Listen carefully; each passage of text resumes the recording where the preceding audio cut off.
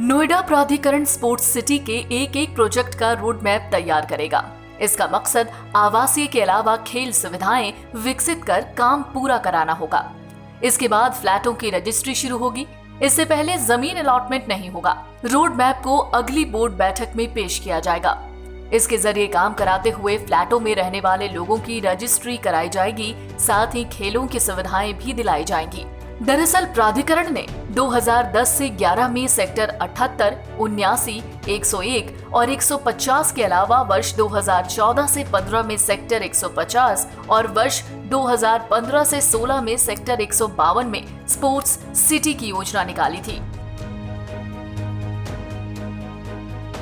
Sector 78, 79 और 101 में 3C green developers private limited को 7,27,000 वर्ग मीटर, सेक्टर 150 में 3C green developers sports city private limited को 12 लाख वर्ग मीटर और सेक्टर 152 में ATS होम्स प्राइवेट लिमिटेड को 5 लाख वर्ग मीटर जमीन का आवंटन किया गया।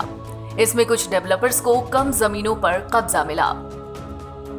अब आपको बताते हैं कि ये कैसे विकसित होना था।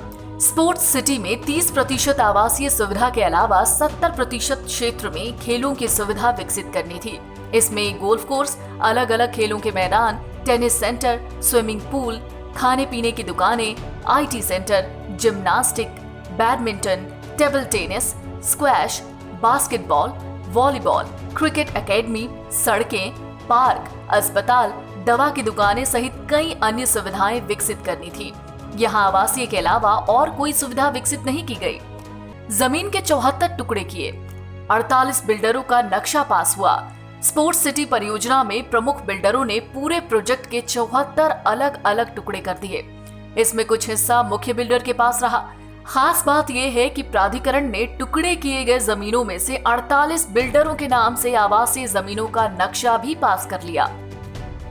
3,911 करोड़ का बकाया भी था। जी हाँ, स्पोर्ट्स सिटी परियोजना में 4 बड़े बिल्डरों ने 62 छोटे बड़े बिल्डरों को जमीन दे दिया। इन पर प्राधिकरण का 31 जुलाई 2020 तक 3,911.07 करोड़ रुपए का बकाया है। अब ये बकाया चुकाना होगा। प्राधिकरण स्पोर्ट्स सिटी परियोजना के एक एक प्रोजेक्ट का रोड मैप तैयार करेगा। इसके अलावा जिन प्रोजेक्ट्स में खेल सुविधाएं तैयार होती जाएंगी, वहां फ्लैटों की रजिस्ट्री शुरू होती जाएगी। अगली बोर्ड बैठक में रोड मैप रखा जाएगा। इसका मकसद लोगों को आवासीय और खेल सुविधाएं दिलाना है।